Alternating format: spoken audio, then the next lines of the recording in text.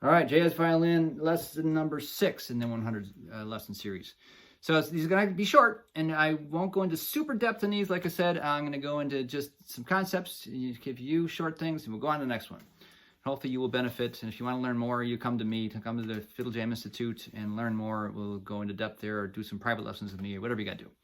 So hit me up.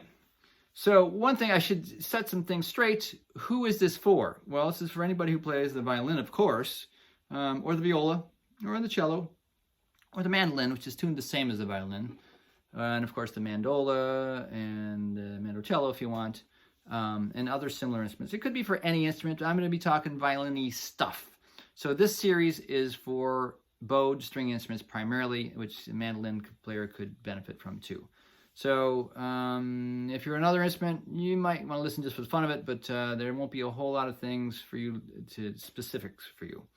So let's assume you're a violinist primarily, and we'll even talk about whether it's 4 strings or 5 strings or even 6 strings and stuff like that. We can get into some of these things. Mostly talking about 4 strings, the standard one. All right? It's the one I have in my hand in all these videos so far. I have others, you know, other instruments. I'll show you those things as we go too. So that's that one. Nice and short. I like it.